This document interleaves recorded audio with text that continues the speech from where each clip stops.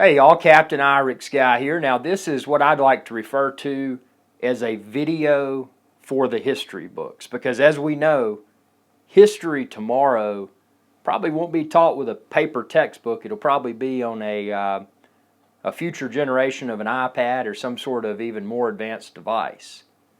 So with that being said, I wanted to create this video so that this point in time can be documented for the future history books of not just America but the entire world. And what I want to talk about is the evolution of the drone. Now initially, and I've been there since day one, started out with the DJI Phantom 1.1.1, and if you're watching this of 50 or 75 years in the future, you're probably laughing because it's probably the same type scenario as saying, "Oh, I started with a well, actually, I started before a 386. I started with a, what did I start with? A Commodore. Yeah, I mean, old computers. So, I mean, I've been with computers for a long time. And drones are the same thing.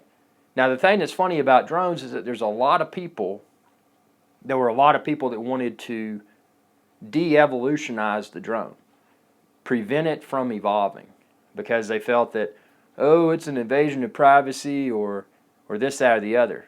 People didn't see the real purpose behind a drone.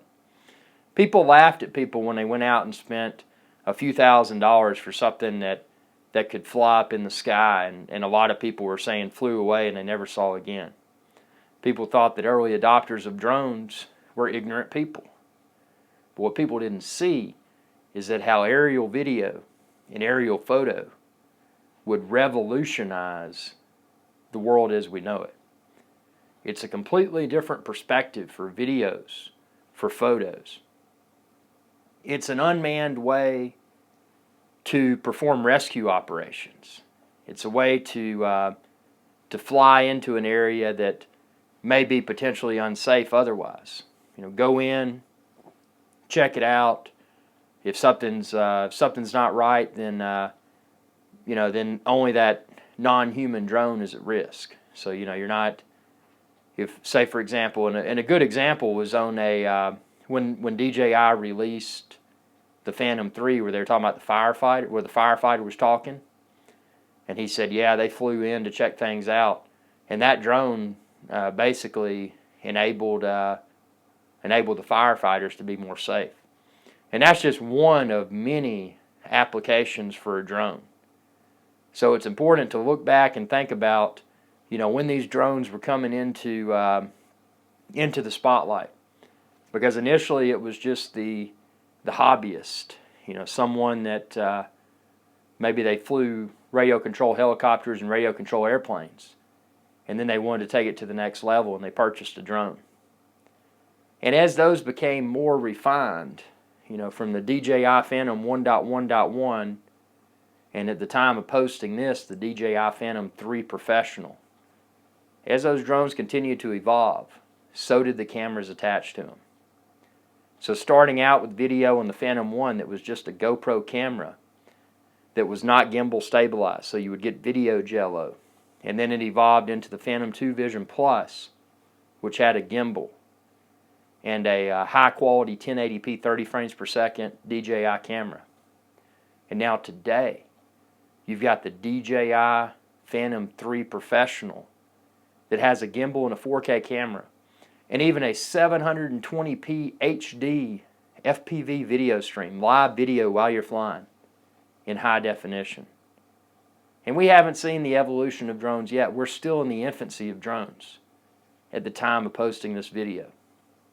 But what I wanted to say is that IrixGuy fully embraces the responsible and recreational use of drones. And I want to see these drones evolve beyond just going out in the backyard and saying, hey, I'm going to have a good time. I want to see people realize the real-world applications for drones, because there's a lot out there that people have not yet discovered. And that's why this is important for the history books, because you're seeing right now history in the making. Because I'm filming this during the calendar year of 2015.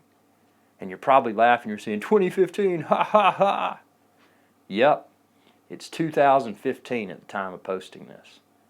So we haven't seen anything yet from a drone perspective. And if you're wanting to get involved with drones, if you're watching this today instead of in the future in a history lesson, you can go to snagbear.com. This little guy right here, Snagbear. Very good place. You can find drones, you can find drone accessories, cameras, and it's not just drones. Snagbear has everything. They've even got food items, you know, barbecue you need some barbecue salt. They've got that on Snagbear. So yeah, we're seeing history.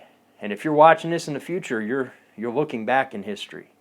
At Captain IrixGuy, youtube.com/IrixGuy.